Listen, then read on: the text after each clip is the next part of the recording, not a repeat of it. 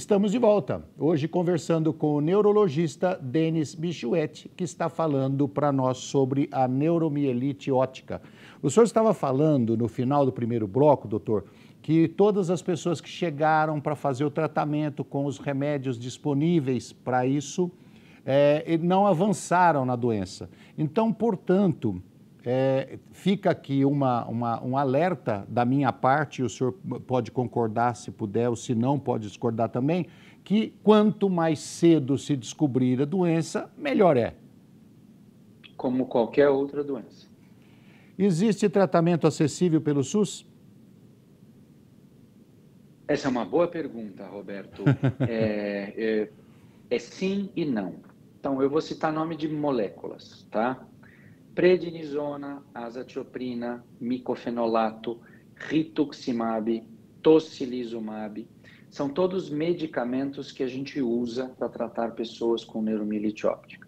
Aonde que reside o problema? Todos esses medicamentos que eu te falei têm bula e registro na Anvisa para uso no Brasil. Agora, como neuromielite óptica é uma doença rara, esses remédios funcionam, mas eles não foram testados em estudos amplos e grandes. Por que isso? Não existe 5.000 pacientes com neuromielite óptica num único lugar para você fazer um grande estudo de remédio. Veja bem, a gente falou dos estudos das vacinas de Covid. Então, eu tive 10.000 pessoas vacinadas aqui, 50.000 pessoas vacinadas ali. Eu tenho 200 pacientes com neuromielite óptica que você não consegue juntar para fazer esses grandes estudos. E quando os grandes estudos não são feitos, os medicamentos não são registrados em bula para aquele diagnóstico. Sim. Então, essas coisas funcionam, mas elas não estão registradas em bula. E por não estarem registradas em bula, nós não temos esses medicamentos sendo oferecidos no SUS para pessoas com neuromielite óptica. As pessoas adquirem os medicamentos ou através de aquisição própria, ou às vezes elas retiram alguns desses medicamentos sob outros diagnósticos. Isso às vezes pode acontecer, porque a neuromielite óptica é muito parecida com outras, mas na grande maioria das vezes, quando eu tenho casos mais graves, os pacientes não têm acesso a remédio, o que gera judicialização. Sim. Que eu reforço, que eu não defendo, e eu não acho também um processo simples. Mas apesar de existirem remédios, apesar de algumas pessoas tirarem eles do próprio bolso, apesar de algumas pessoas retirarem algum desses remédios, que não são tão caros, através de outros diagnósticos, e isso acontece, a melhor resposta é: não existe um protocolo clínico e diretriz terapêutica para tratamento de neuromielite óptica pelo Ministério da Saúde ou pelo Estado de São Paulo. Doutor, já que o senhor citou o nome de vários remédios e falou da dificuldade ou às vezes caminhos diferenciados para se conseguir uma espécie de tratamento, adquirir esses remédios, vale a pena aqui reforçar, e eu gostaria que o senhor desse a sua opinião também, que jamais deve-se tomar qualquer remédio sem o acompanhamento muito próximo de um médico, principalmente nesses casos que são graves. Definitivamente. E veja bem, Roberto, o acompanhamento existe, sabe? Os pacientes com neuromielite óptica são tratados nos mesmos lugares ou pelos mesmos médicos que tratam esclerose múltipla. A cidade de São Paulo e o Brasil têm vários centros de atendimento a pessoas com esclerose múltipla bem estabelecidos.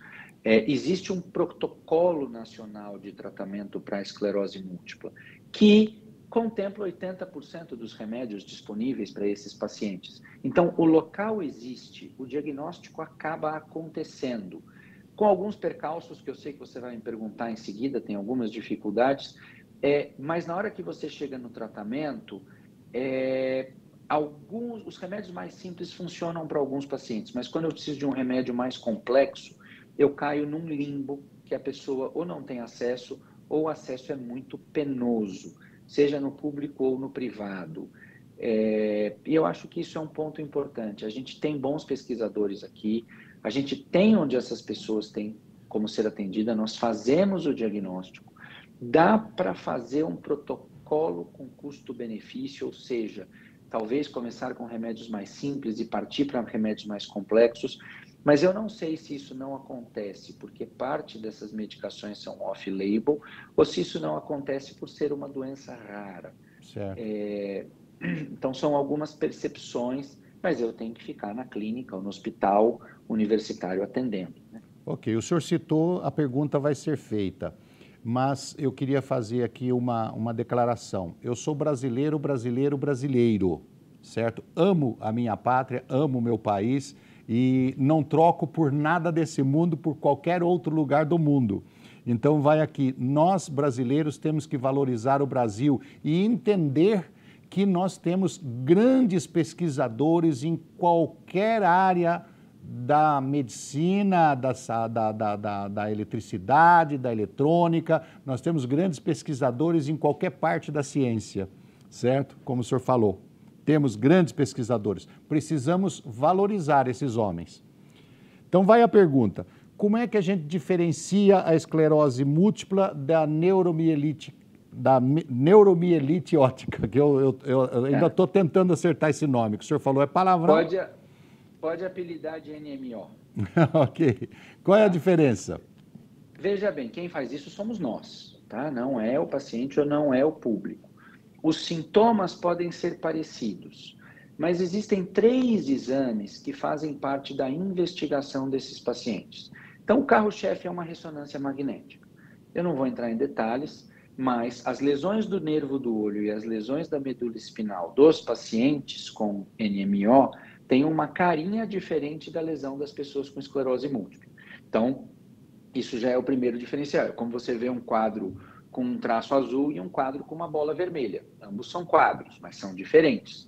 Então, as lesões desses pacientes são diferentes. A segunda coisa, a gente faz uma coleta de líquor, né? Eu estou aqui simulando botar uma agulha nas minhas costas. A gente faz uma coleta de líquor. O líquor dos pacientes com NMO é um pouquinho diferente do líquor dos pacientes com esclerose múltipla. E um terceiro e último exame é um exame de sangue chamado anticorpo anti-aquaporina 4. Isso, para resumir, é um exame como um exame de colesterol. Você colhe o sangue, espera uma semana, o resultado sai. A ressonância eu tenho no SUS, às vezes ela demora para ser feita, mas existem nos hospitais de grande porte. O líquor a gente tem nos hospitais de grande porte, mas o exame de anticorpo anti-aquaporina 4, que é um exame que, se muito, a gente faz 1 ou 2 vezes para cada paciente e custa, se você for num laboratório comercial, 300, 400 reais, ou se a gente descer para o preço de custo, ele pode ser feito por até 100 reais ou menos, se você estiver pensando no preço de custo. Esse exame não é disponível no SUS, exceto em alguns hospitais escola que o fazem através de pesquisa ou custeio próprio. Este exame Pode é continuar, simples desculpa. e essencial. Com esses 2 exames, já dá para definir ou existem alguns outros exames complementares? Na realidade, assim, todas essas doenças mais raras, a gente sempre tem um quebra-cabeça de que é provar que a pessoa não é HIV positiva, não tem hepatite B, não tem hepatite C, não tem algumas outras coisas, não tem a lúpus. Por eliminação. Porque, exatamente. Não é um quebra-cabeça muito complexo, tá, Roberto? Nas mãos de alguém que conhece essas doenças, 1, 2 exames de sangue e acabou, não é uma peregrinação. Então, a gente tem alguns critérios de exclusão para provar que não são outras coisas, mas se eu tiver uma ressonância à mão, um exame de líquor e um exame de aquaporina, que pode ser padronizado em qualquer laboratório, é só eu ter acesso ao exame ou ao kit comercial, eu descubro a doença rapidamente. O local que o senhor trabalha hoje, ele é especializado na NMO? Ele é especializado porque tem pessoas lá dentro interessadas nisso. Então, eu trabalho num hospital escola, que é o Hospital São Paulo, é o Hospital da Escola Paulista de Medicina, assim como inúmeros outros, o Hospital das Clínicas, a Santa Casa, o Servidor Público Estadual, e para citar vários outros, possuem profissionais que se desenvolveram, criaram um interesse, criaram um centro de atendimento. Mas que eu saiba, por exemplo, o hospital não recebe 1 centavo a mais das esferas municipais, estaduais ou federais por ter um grupo de médicos e alguns voluntários para atender pessoas com esclerose múltipla e NMO. Tá. O número de médicos envolvidos na NMO é grande? Depende. Tudo começa com um neurologista. Então, eu não preciso de vários neurologistas, eu preciso de um neurologista. Eu ou qualquer um habilitado, eu não sou o único. Existem muitas pessoas boas em São Paulo. Tem paciente que às vezes eu preciso de um oftalmologista? Tem. Tem paciente que sofre lesão medular e fica moderado ou gravemente incapacitado e eu preciso de um apoio de um fisiatra, de um fisioterapeuta, de uma adaptação domiciliar? Tem. Tem paciente que perde a visão e eu preciso de adaptação para isso? Tem. Tem paciente que tem sofrimento emocional e eu preciso de um apoio psicológico? Tem. Tem paciente que se recuperou bem da crise, está andando sozinho e vem só a cada 4, 5 meses passar em consulta para ver se está tudo bem e não usa nenhum desses outros profissionais? Tem. Tá.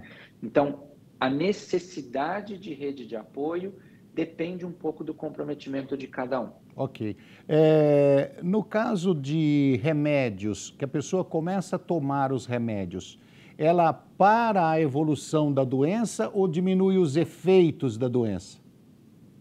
Então, tem 3 etapas. Quando a gente fala em tratamento de NMO, que é muito semelhante ao conceito do tratamento da esclerose múltipla, eu tenho o tratamento da crise.